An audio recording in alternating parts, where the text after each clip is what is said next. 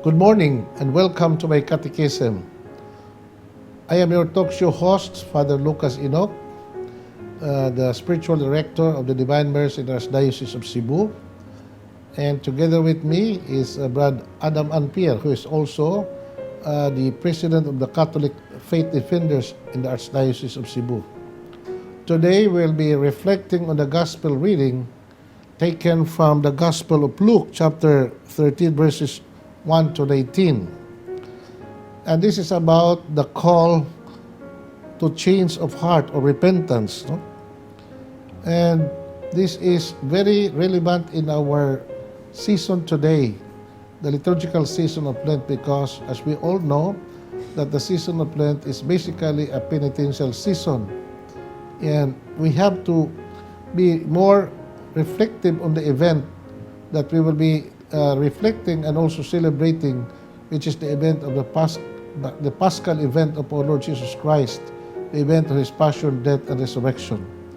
And this is the thing that Brad Adam and Pierre and I would be discussing after this few minute break. Please stay with us.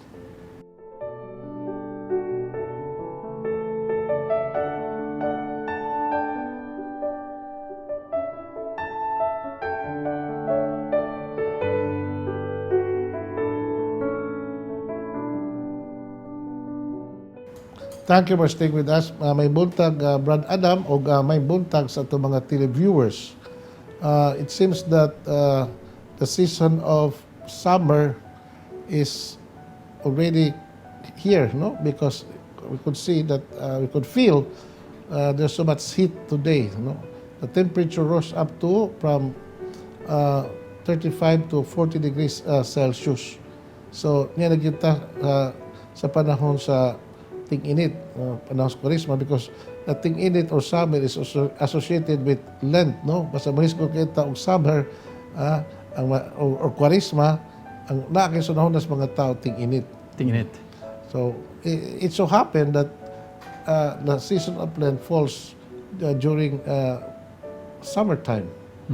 So, it has nothing to do with our liturgical season, kining ting-init. In the Western Hemisphere, Brad, kining panahon sa Lent, no, falls under the season of springtime. No? Yeah. So, in the Western Hemisphere, it's springtime. Din sa ato, nagitawag og summertime. You know, Brad, niya matas panahon sa sa Lent, no? Kining up to this time, magpadayon pa ang kagubot dito sa Ukraine and Russia. Nagka-grabe ang maong hitabo dito. O na nga, we have to double our prayers, no, for peace, not only for Russia and Ukraine, but for peace in the whole world. Amen.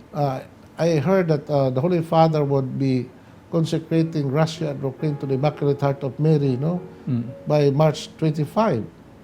If I'm not mistaken. Yeah. So this is very important if the Holy Father would consecrate the two countries to the Immaculate Heart of Mary, because this is what the Blessed Mother was asking in her Apatima apparition. Russia should be consecrated to her Immaculate Heart so that Russia would be converted and eventually there would be peace in the whole world. So, Brad, sa imong mga reflection kini mga latest event sa kalibutan, unsa may mo ikasulti ning tanan? Ang mensahe sa mahal nga Birhen, Father, is really the conversion. Sakto ning atong kuan karon, Father, ang tema karon sa karong Sunday nga metanoia about conversion of the heart of the people, no? Kita diin grabe na kayo ang pagpakasala. In fact, ang mahal nga Birheng Maria, every apparition niya, mao gid na iyang gihanyo to pray and to be converted. Kanang mga makasala must have their hearts nga makuan gid Padre kining nato repentant heart. So basically kining mga nahitabo karon Padre, pagtawagin ni sa mga katawhan to repent and go back to the mercy of God. Yes, Brad, I agree, because one of the messages of the Blessed Virgin whether in Fatima or elsewhere, no, she stated that these happenings in the world, these natural calamities, man-made or natural wars, flooding, tsunami, even pandemics, no, famine, etc., etc. Yeah. These are all consequences of the human sinfulness. Yeah. So in order to have peace and more blessings in the world, so everybody must be converted, do some kind of penance or fasting, and then pray and do some what you call spiritual corporal works of mercy. Yeah. Because it's not enough that we have to fast by not eating anything. Yeah. No, the true fasting, according to the book of the prophet Isaiah, Brad, Yeah. is to give, Abstain from sin. abstain from sin and to give food to the hungry, Amen. protect the orphans and the widow, and then, in other words, let us do some kind of works of charity, especially for our brothers and sisters who are poor. And we have so many brothers and sisters in our midst who are really poor, no? And remember what Jesus said, no? Ang mga kabos, uban kanunay kaninyo. So kining kakabos sa kalibutan, Brad, Parating yun din. hangtod na ginis kahangturan. So there is no what you call solution to the problems of poverty. Yeah. No? Nga naman, for as long as we are alive in this world, there would always be poor people and there would also be rich people. Yeah. Unfortunately, there will be rich, there will be fewer rich, but only many poor people. Yeah. Kumaw na, Brad. So karon ang ato ibanghilyo, Brad, no? Anindot kay ni karon, kay naghisgot ni mahitungod sa pagtawag sa Ginoo sa Conversion of sinners. Yes. Paghinulsol, Paginulsol. pagbag-os kinabuhi. Ako ni basahon, Brad, no? Okay. A reading from the Holy Gospel according to Luke. Glory to you, O Lord. Some people who were present told Jesus about the Galileans whose blood Pilate had mingled with the blood of their sacrifice. Jesus said to them in reply, "Do you think that because these Galileans suffered in this way, they were greater sinners than all other Galileans? By no means. But I tell you, if you do not repent, you will all perish as they did. Yeah. Or those 18 people who were killed when the tower of Siloam fell on them, do you think they were more guilty than everyone else who lived in Jerusalem? By no means. But I tell you, if you do not repent, you will all perish as they did." And he told them this parable. There was once a person who had a fig tree planted in his orchard, and when he came in search of fruit on it, but found none, he said to the gardener, "For 3 years now I have come in search of fruit on this fig tree, but have found none. So cut it down. Why should it exhaust the soil?" He said to him in reply, "Sir, leave it for this year also, and I shall cultivate the ground around it and fertilize it.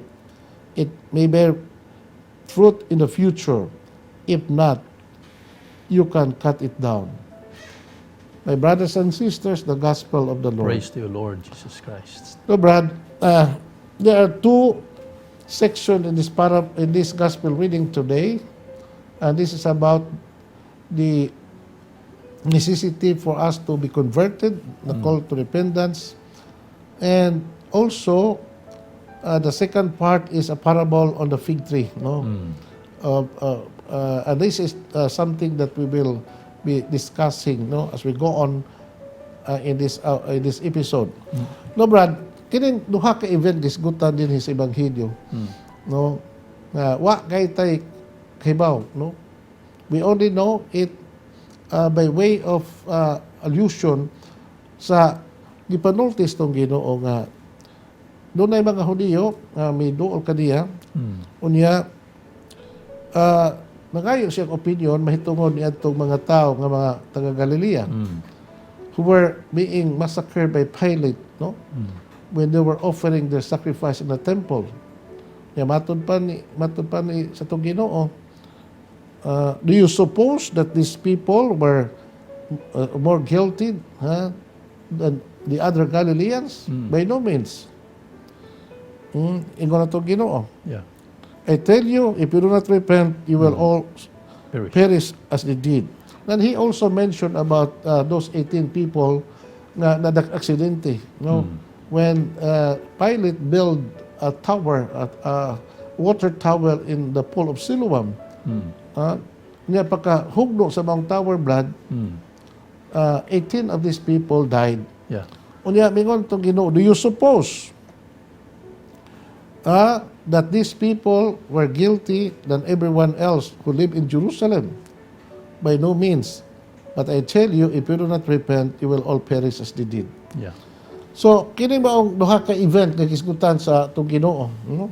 Katong mga Galileans, masakir ni Poncio Pilato, o katong duha ka, 18 ka mga tao nga na-aksidente, tungod sa pagkahugno sa tore sa Siloam, ang pangutana sa mga tao na naminaw sa itong Ginoo, are these people were great sinners than others? Og mingon itong Ginoo, By no means. by no means, ato pa, sultihan ko kamo, kung dili mo maghinulsol, mga matay usab kamo, sama kanila. Yeah. And we will be discussing more on this after this short break. Please stay with us.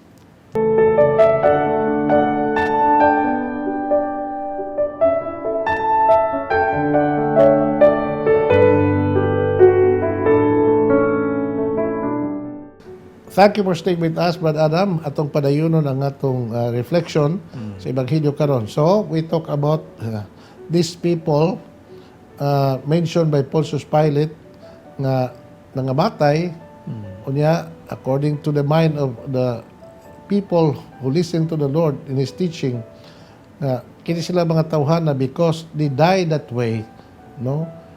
Labaw ba kini sila makasasala kaysa uban? O ang tubag sa itong Ginoo, dili. Unsa may buti pasabot sa itong Ginoo, no? Now, in one of the commentaries of the Bible, no, written by a certain author, it says, while those stories, no, those who were massacred by Pilate and those who were victims of the Tower of Siloam. Well, in the story of Jesus, Jesus does not judge those who fell victims to man's cruelty or unexpected calamity. He uses the two incidents to make a call for repentance. He tells the living that procrastinating about their conversion may earn for them a worse fate. And what is that? The judgment of God in His hands. Meaning to say, Brad, no? Yeah. Na pag-ingos tong Ginoo, kung dili mo mga maghinungsol, mga matay usab kamo. Yeah. So what kind of death that Jesus referred to? I'm sure Jesus was not talking about the physical death, no? The death of the body, but the death of the soul. Unsa man? Spiritual death. At the spiritual death, ang kamatayon sa kalag, which is in hell. Yeah. No? Kining kamatayon, Brad, moabot magina sa tao. Amen. This is part of our human condition. And nobody is exempted from this Wala yun. law Yeah. of human nature. Unsa man? That we were born into this world, we grew, and then eventually we die. Yeah. So whether you are rich or poor, no, male or female, na young or old, Brad, Yeah. no, kitang tanan mga matay yun. Mamatay Now, yun. kining kamatayon sa lawas, Brad, normal is tao. Amen. So, it's not our choice that we will die. Ako, Brad, my own personal conviction is that we will not die according to our sickness. We will die according to God's plan or time, no? Yeah. Kaya matod pa, I think in the book of Psalm, there's a verse there that says, God gives life, He also gives death. Yeah. So, ang Ginoo lagi magbuos tong kinabuhi. But, kining kamatayon sa lawas, di ba ginakapungan, Brad, no? But there is something more important nga atong pangandaman in this life, and that is our life beyond this world. Yeah. Ang kinabuhi sa umaabot, no? Na mao ang kinabuhi Eternal sa life. pag-igkuba nato sa Dios, gitawag nato kinabuhi may katapusan, no? Kana mo atong pangandaman. Amen. And because we are all sinners, Brad, because human as we are, no, naamagin nato ang pagpakasala. Kay tao ra magyud ta. Mao na nga paningkamot ta that at this point in time sa kinabuhi that we are still alive, we must be converted to the Lord, Yeah. no? Be reconciled with the Lord and stay away from doing evil, so that by the time we die in body, we will live in the spirit together with God. Kay if we live in this world, no, unrepentant, no, with life without conversion sa atong pagkatao, kinabuhi sa pagpakasala, Brad, nahibaw man kita the consequence of sins nga atong malangkon if we are not repentant, no, if we are not reconciled with the Lord. Yeah. So mo nagitawag to Ginoo mga matay gihapon kamo. He was practically referring to the second death according to the book of Revelation, and that is the death of the soul when the soul is separated from God, and that soul would be damned to eternal damnation. Amen. Okay. So mao gina ang atong pangandaman ug atong likayan. As much as possible, we have to do all our efforts, no, using the resources that God has given to us and the graces that He gave to us in superabundance, to live a devout, moral life, so that when the time comes that He would call us from this world, we will be counted among the blessed in the kingdom of heaven. Nga mahalikay ta din ang the greatest malady that would happen to us when we experience kanagitawag eternal death. Ang kanang repentance, Father, nga gisgutan diha sa ato ebanghelyo karon, also refers to the sacrament instituted by our Lord Jesus Christ as a sacrament of confession. Appeal gyud siya ana diri. First, Brad, no, repentance is a decision or even of the person. Yeah. No. Kanang repentance, Brad, no, it's presupposed that when we have to repent, we are all sinners, no? Amen. Kasa magitan na. So, mamanaging San Pablo, all have sinned in the letter of Paul to the Romans, no? Yeah. All Romans have sinned and are 5:12. deprived of the glory of God. No? Yeah. And the consequence of sin is death. Death. About niya. So, it's already given, Brad, nga kitang mga tao din kalibutan na would really fall into sin. Yeah. But we should not be falling into despair, because the grace of God na aram magina kanunay ihatag. So, kanang pagka makasasala, Brad, no, kinaiya ginastaw. No? Apan ang Ginoo nasayod man nga sa atong pagkatawhanon naa kanato ang tendency gitawag nato concupiscence no commit sin. Concupiscence, yeah. Mao nga nausab sa remedy niini. Unsa man, no? The sacrament of reconciliation or confession. Yeah. But for a person to avail of that sacrament of reconciliation, one must have a repentant heart. Yeah. One condition for a person to receive a valid confession nga tinud-anay gyud siya nga kinulsol. Kay mag-unsa ba ka pagkumpisal, bisag usaon ni pagkumpisal, no? But if there is no real conversion and repentance imong kasing-kasing, no, ang imong confession will have no avail. Mosa ang paghinulsol sa itong mga sala, Brad, nagasugad ginas kasing-kasing sa tao. It is, as we have mentioned, metanoia, the change of heart. And the moment our heart is being changed, or ang atong kasing-kasing mabag-o, ma-purify, so it would follow nga kita po magpuyo ug usa ka maayong kinabuhi. Tungod niya na the need for us to be reconciled with God, and the batod pa the normal way, you know, the ordinary way where we encounter God who will forgive us is through the sacrament of confession. So pwede ba ka po na Padre yung nana nga ang usa ka tawo repentant na siya na siya repentant heart, then di lang siya mukumpisal Padre sa pare kuha na siya na repent lang siya galingon kinasing-kasing. Mao bitaw kung ingon Brad nga kanang the ordinary means for us Catholics, no? According to the Bible, the ordinary means for one to be converted and be reconciled with God is through the sacrament that Jesus instituted. Remember in the Gospel of John, chapter 21, mingon siya itong mga tinunan, balik-balik din nato din, higkot bitaw, he breathed on them, no, after he was risen from the dead, no? And when his disciples were gathered in the upper room, he said, "Peace be with you." And then he breathed on them and said, "Receive the Holy Spirit, whose sins you are forgiven, they are forgiven them. And whose sins that you do not forgive, they are not forgiven." Yeah. So, yan ang mga posts to Ginoo, Brad, he gave authority to his disciples and to the church, Yeah. the power to forgive sins in Yeah. his name. Yeah. No? So, the power of the priest to forgive sin is not inherent in him as a person. It is inherent in him because he is ordained Yeah. by God and is given authority to remit sins in the name of the Lord. No? In the name of the Trinity, in fact. Yeah. In the name of the Father, the Son, and the Holy Spirit. No?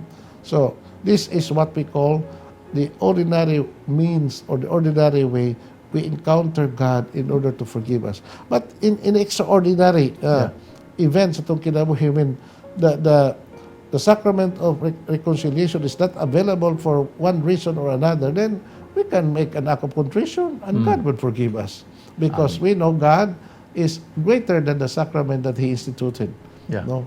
But being a Catholic and being Christians, we have to follow the will of the Lord, that it is in the sacrament of confession that we obtain forgiveness of sins, provided that we are truly converted and repentant and do some penance and promise not to commit sin again in the future. Amen. And then we will continue discussing these beautiful topics, Brad, after this short break. Please stay with us.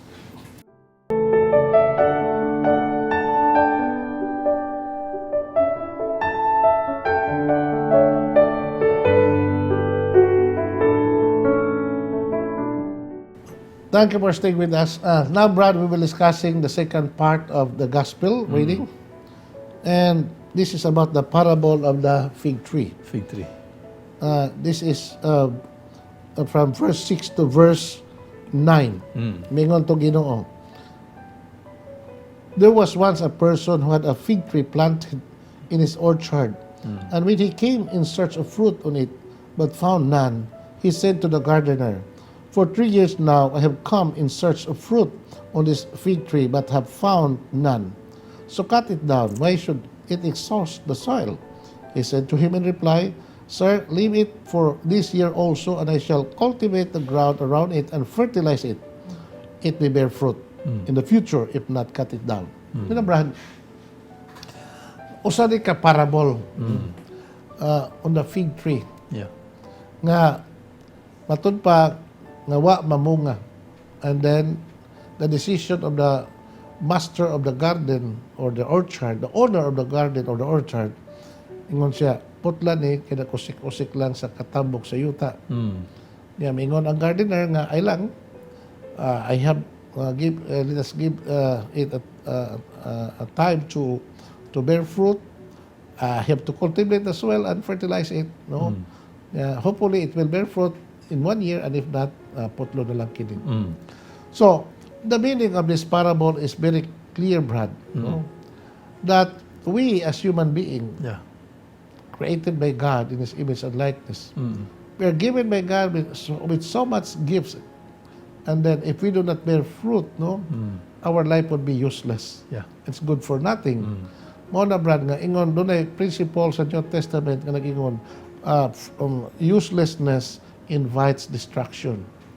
So if we are not useful in this world, because the kind of life that we're living is a sinful life, and we do not bear fruit of conversion. Yeah. We do not bear fruit by doing anything good.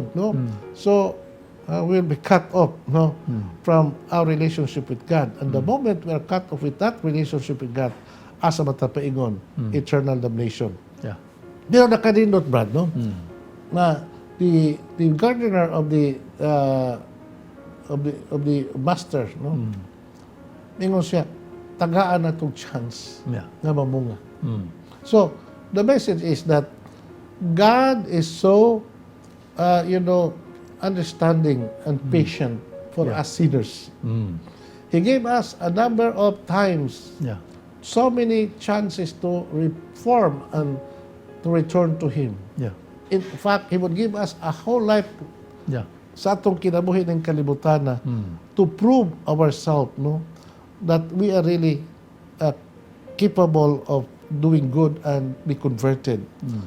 Mao na nga dili nato unya-unyaon ang atong paghinulsol o Yeah. pagbalik sa Ginoo because We don't know. although God has given us so many opportunities to Yeah. repent, no, so many chances after that, one after the other, but there is what we call the last chance. And if Yeah. we will not grab that opportunity, Yeah. so if our soul will be lost, no, there's no one to be blamed but ourselves.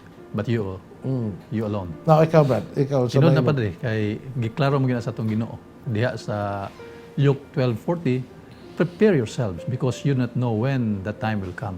So it is by at any time yatagan kita sa Ginoo Father, yan ang kagayunan to repent kay lagi dili man siya gusto according to the first pope si Peter, no, 2 Peter chapter 3 verse 9, dili siya buot nga adunay malaglag bisag usa lang kakalag. Gusto niya nga ang tanan makabalik ngadto sa paghinulsol o makabalik ngadto kaniya. So that is really the will of God Father nga gusto niya ang tanan makabalik ngadto kaniya aron dili ngadto sa mapunta sa kalayo sa eternal damnation. Okay, Brad, it's good that you quote from the letter of Peter Yeah. in the New Testament that God, according to Peter, God He wants all men to be saved and come to the knowledge Amen. of truth. Yeah. No? That is what exactly the words of Peter, no? Nga, ang kabubuton sa Diyos nga ang tanan maluwas. Yeah. O makabato ng kinabuhing mga katapusan o makakaton sa kabatuoran. So that is the will of God. It is in each one of us. Yeah. O na nga, Brad, one of the perils of our life and one of the, the gifts that God has given to us, the gift of freedom.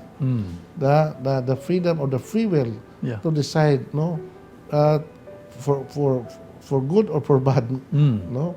In this life that we are living, Brad, no, we always use this freedom. No? Every day, no, there's always the opportunity for us to make a decision. No? In everything that we do, we have to decide. And we have to think, is this good for me? Is bad for me? Yeah. No? Kaya sa itong kinabuhi, Brad, is always this life that we're living is a life of decision. Yeah. No?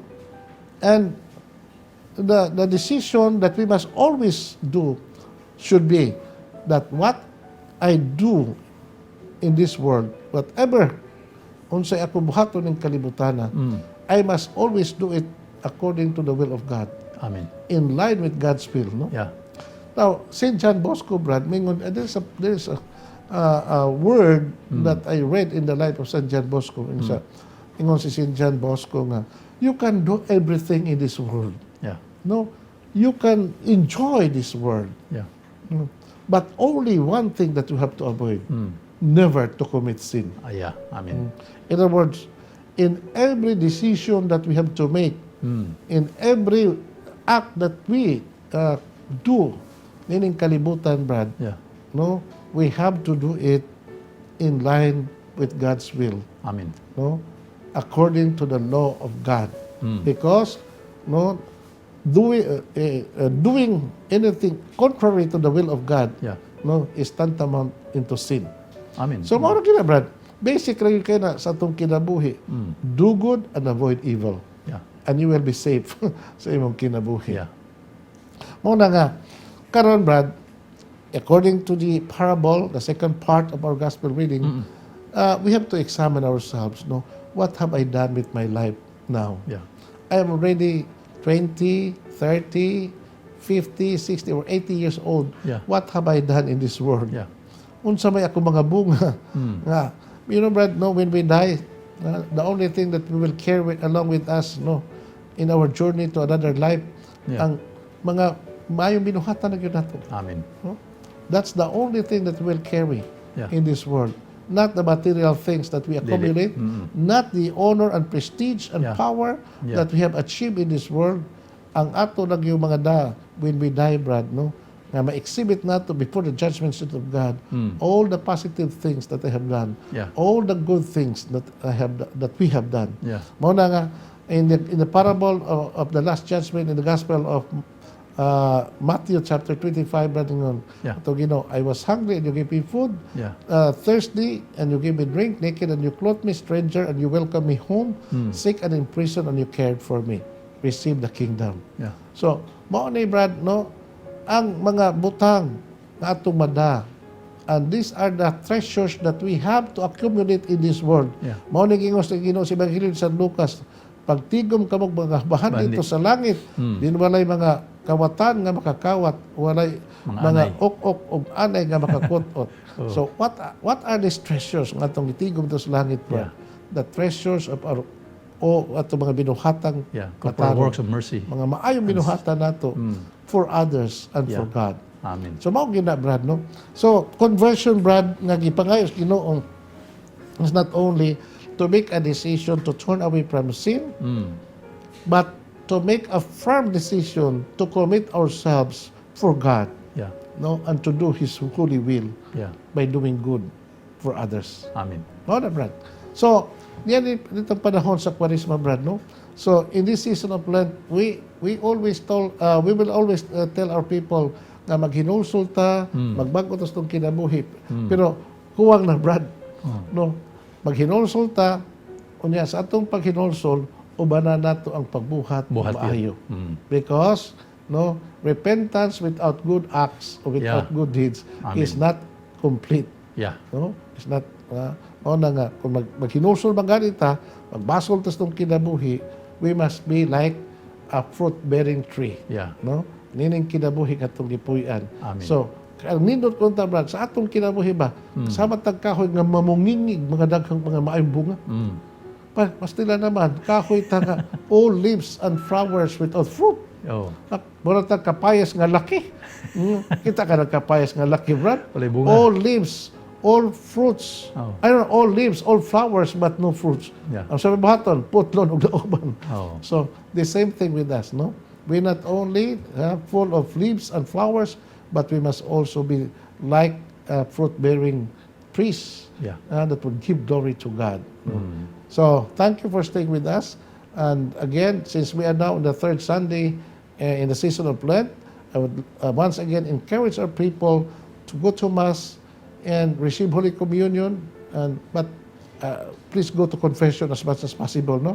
And since we are living in a very difficult times, no, please pray the Rosary every day, and also the chaplet of the Divine Mercy for the conversion of the world and for peace of all the people in this world. Amen. The Lord be with you. And with your And the Almighty spirits. God bless you, the Father, the Son, the Holy Spirit. Amen. Amen. Thank you and good day.